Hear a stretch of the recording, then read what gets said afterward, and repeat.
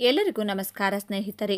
ರಾಜ್ಯ ಸರ್ಕಾರ ಜಾರಿಗೆ ತಂದಿರುವಂಥ 5 ಪ್ರಮುಖ ಗ್ಯಾರಂಟಿ ಯೋಜನೆಗಳು ಕಳೆದ 1.5 ವರ್ಷಗಳಿಂದಲೂ ಕೂಡ ಸರಾಗವಾಗಿ ನಡೆದುಕೊಂಡು ಬರುತ್ತಿವೆ ಎಂದು ಹೇಳಬಹುದು.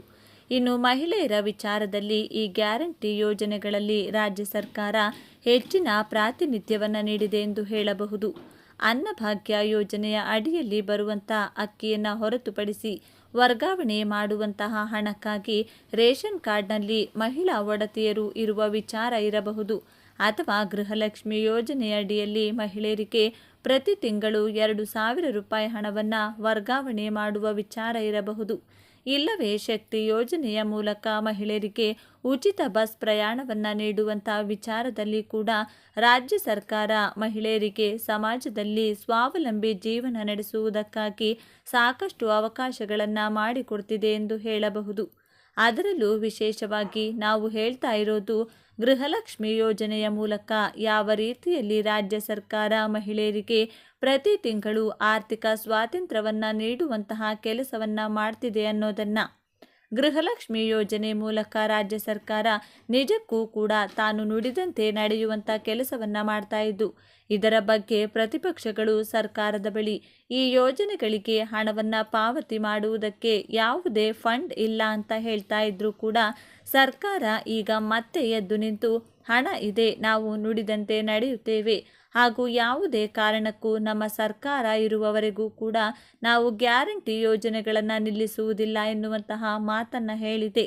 ಅದೇ ರೀತಿಯಲ್ಲಿ ಈಗ ಮಕ್ಕಳ ಹಾಗೂ ಮಹಿಳಾ ಕಲ್ಯಾಣ ಇಲಾಖೆಯ ಸಚಿವರಾಗಿರುವಂತಹ ಲಕ್ಷ್ಮೀ ಹೆಬ್ಬಾಳ್ಕರ್ ಅವರು ಮಹಿಳೆಯರಿಗೆ ತಲುಪಬೇಕಾಗಿರುವಂಥ 10 ಹಾಗೂ 11ನೇ ಕಂತಿನ ಹಣವನ್ನು ನಾವು ಹಂತ ಹಂತವಾಗಿ ಈಗ ಕೊಡುವುದಕ್ಕೆ ಪ್ರಾರಂಭ ಮಾಡಿದ್ದೇವೆ ಎನ್ನುವಂತಹ ಮಾಹಿತಿ ನೀಡಿದ್ದಾರೆ. 10 ಹಾಗೂ 11ನೇ ಕಂತಿನ ಹಣಕ್ಕೆ ಕಾಯ್ತಾ ಇದ್ದ ಮಹಿಳೆಯರಿಗೆ ಈಗ ಮಹಿಳಾ ಮತ್ತು ಮಕ್ಕಳ ಕಲ್ಯಾಣ ಇಲಾಖೆ ಸಚಿವರಿಂದ ಗುಡ್ ನ್ಯೂಸ್ ಸಿಕ್ಕಿದೆ ಎಂದು ಹೇಳಬಹುದು. ಇನ್ನು ಈ ಇಲಾಖೆಯ ಲಕ್ಷ್ಮೀ ಹೆಬ್ಬಾಳ್ಕರ್ ಅವರಿಗೆ ಸಂಬಂಧಪಟ್ಟಂತಹ ಇಲಾಖೆ ಆಗಿರುವುದರಿಂದಾಗಿ ಅವರೇ ಮುತುವರ್ಜಿ ವಹಿಸಿ ಹಣವನ್ನು ಮಹಿಳೆಯರಿಗೆ ತಲುಪಿಸುವುದಕ್ಕೆ ಬೇಕಾಗಿರುವಂತಹ ಎಲ್ಲ ಕ್ರಮಗಳನ್ನು ಕೈಗೊಳ್ಳುತ್ತಿದ್ದಾರೆ.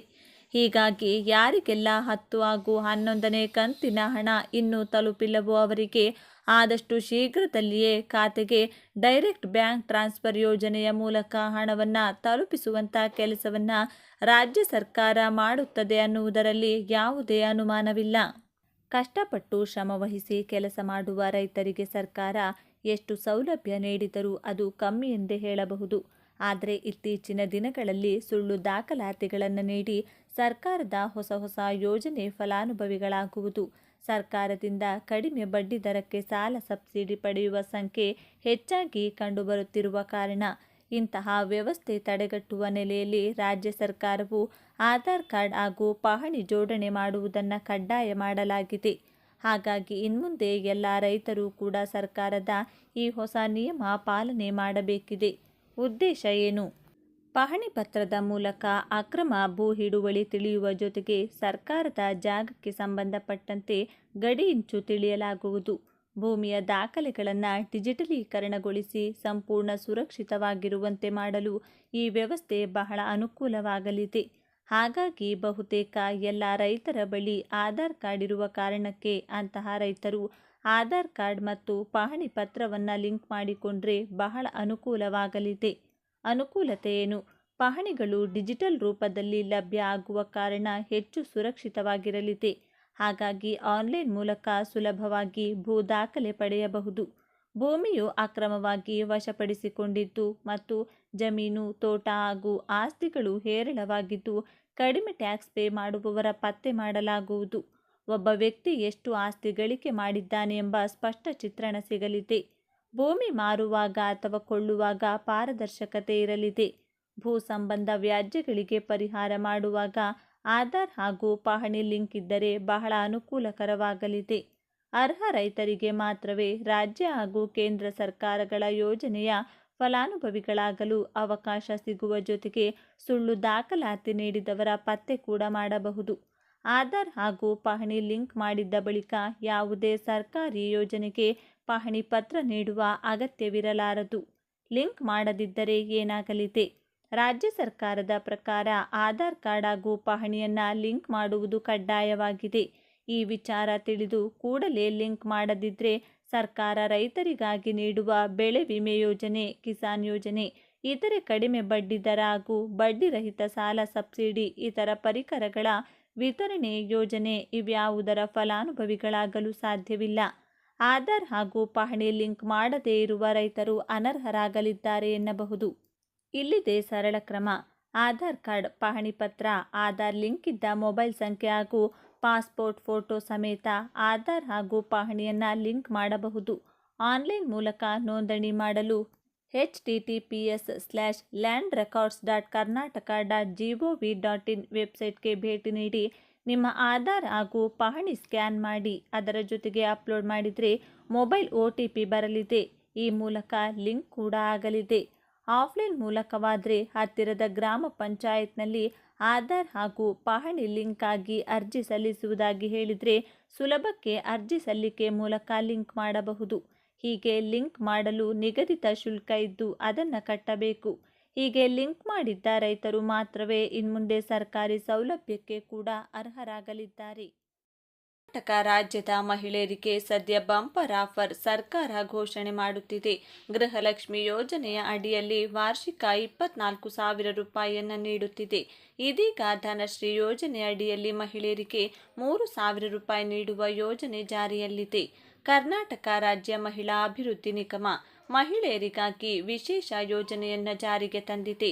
ಮಹಿಳೆಯರ ಆರ್ಥಿಕ ಸಬಲೀಕರಣಕ್ಕಾಗಿ ಸರ್ಕಾರ ಯೋಜನೆಯನ್ನು ರೂಪಿಸಿದ್ದು, ಈ ಯೋಜನೆಯ ಸಹಾಯಧನವನ್ನು ಪಡೆದು ಮಹಿಳೆಯರು ಸ್ವತಃ ವ್ಯವಹಾರವನ್ನು ಆರಂಭಿಸಬಹುದಾಗಿದೆ. ಕಾಂಗ್ರೆಸ್ ಗ್ಯಾರಂಟಿ ಯೋಜನೆಯ ಮೂಲಕ ಮಹಿಳೆಯರು ಗೃಹಲಕ್ಷ್ಮಿ, ಶಕ್ತಿ ಯೋಜನೆ, ಅನ್ನಭಾಗ್ಯ ಯೋಜನೆಯ ಲಾಭವನ್ನು ಪಡೆಯುತ್ತಿದ್ದಾರೆ. ಇದರ ಜೊತೆಗೆ ಧನಶ್ರೀ ಯೋಜನೆಯ ಲಾಭವನ್ನು ಪಡೆದುಕೊಳ್ಳಬಹುದಾಗಿದೆ. ಕರ್ನಾಟಕ ಮಹಿಳಾ ಅಭಿವೃದ್ಧಿ ನಿಗಮದ ವತಿಯಿಂದ ನೀಡುವ ಧನಶ್ರೀ ಯೋಜನೆಯ ಲಾಭವನ್ನು ಮಹಿಳೆಯರು ಪಡೆದುಕೊಳ್ಳಬಹುದಾಗಿದೆ. ಸ್ವ ಉದ್ಯೋಗವನ್ನು ಆರಂಭಿಸಲು ಯೋಚಿಸುತ್ತಿರುವ ಮಹಿಳೆಯರು ಧನಶ್ರೀ ಯೋಜನೆಯ ಅಡಿಯಲ್ಲಿ ಸಹಾಯಧನಕ್ಕೆ ಅರ್ಜಿಯನ್ನು ಸಲ್ಲಿಸಬಹುದಾಗಿದೆ. 18 ವರ್ಷ ದಾಟಿದ ಹಾಗೂ 60 ವರ್ಷ ಮೀರದ ಮಹಿಳೆಯರು ಈ ಯೋಜನೆಗೆ ಅರ್ಜಿಯನ್ನು ಸಲ್ಲಿಸಲು ಅವಕಾಶವಿದೆ. ಈ ಯೋಜನೆಯ ಅಡಿಯಲ್ಲಿ 30,000 ರೂಪಾಯಿ ಸಹಾಯಧನವನ್ನು ನೀಡಲಾಗುತ್ತಿದೆ.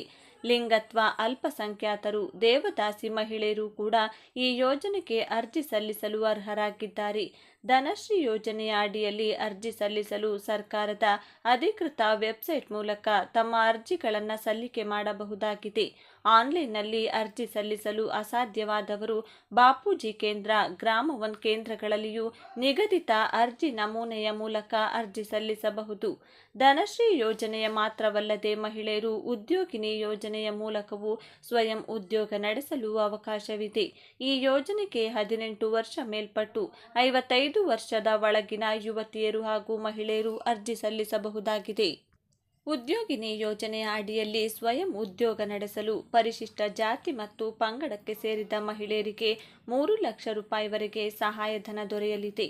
ಅದರಲ್ಲಿ 50% ಅಂದರೆ 1.5 ಲಕ್ಷ ರೂಪಾಯಿಯವರೆಗೆ ಸರ್ಕಾರವೇ ಸಹಾಯಧನ ಒದಗಿಸಲಿದೆ. ಉಳಿದ 50% ಹಣವನ್ನು ಸಾಲದ ರೂಪದಲ್ಲಿ ಮಹಿಳೆಯರು ಪಡೆದುಕೊಳ್ಳಬಹುದಾಗಿದೆ. ಒಂದೊಮ್ಮೆ ಈ ಯೋಜನೆಯ ಫಲಾನುಭವಿಗಳಾಗಬೇಕಾದರೆ ಮಹಿಳೆಯರ ವಾರ್ಷಿಕ ಆದಾಯ 2 ಲಕ್ಷ ರೂಪಾಯಿಗಿಂತಲೂ ಕಡಿಮೆ ಇರಬೇಕು. ಅಲ್ಲದೆ ಸಾಮಾನ್ಯ ಮಹಿಳೆಯರು ಅರ್ಜಿ ಸಲ್ಲಿಕೆ ಮಾಡಿದರೆ 30% ಸಬ್ಸಿಡಿ ದೊರೆಯಲಿದೆ. ಸಾಮಾನ್ಯ ಮಹಿಳೆಯರಿಗೆ ಉದ್ಯೋಗಿನಿ ಯೋಜನೆಯ ಅಡಿಯಲ್ಲಿ 70% ಹಣವನ್ನು ಸಾಲದ ರೂಪದಲ್ಲಿ ನಿಗದಿತ ಕಂತುಗಳಲ್ಲಿ ಮರುಪಾವತಿ ಮಾಡಲು ಅವಕಾಶ ಕಲ್ಪಿಸಲಾಗಿದೆ. ಆದರೆ ಸಾಮಾನ್ಯ ಮಹಿಳೆಯರ ವಾರ್ಷಿಕ ಆದಾಯದ ಮಿತಿ 1.50 ಲಕ್ಷವನ್ನು ಮೀರಿರಬಾರದು. ಇಷ್ಟೇ ಅಲ್ಲದೆ ಚೇತನ ಯೋಜನೆಯ ಮೂಲಕವೂ ಮಹಿಳೆಯರಿಗೆ ಸಹಾಯಧನ ದೊರೆಯುತ್ತದೆ. ಚೇತನ ಯೋಜನೆಯಡಿ ಅರ್ಜಿಯನ್ನು ಸಲ್ಲಿಸುವ ಮಹಿಳೆಯರು ವಿಕಲಚೇತನರಾಗಿದ್ದರೆ ಅಂತಹ ಸಂದರ್ಭದಲ್ಲಿ 33,000 ರೂಪಾಯಿ ಉಚಿತವಾಗಿ ಪಡೆದುಕೊಳ್ಳಬಹುದು. ಮಹಿಳೆಯರು ಇಂತಹ ಸರ್ಕಾರದ ಯೋಜನೆಯ ಲಾಭವನ್ನು ಪಡೆದುಕೊಂಡು ಸ್ವಯಂ ಉದ್ಯೋಗವನ್ನು ಕೈಗೊಳ್ಳಬಹುದಾಗಿದೆ.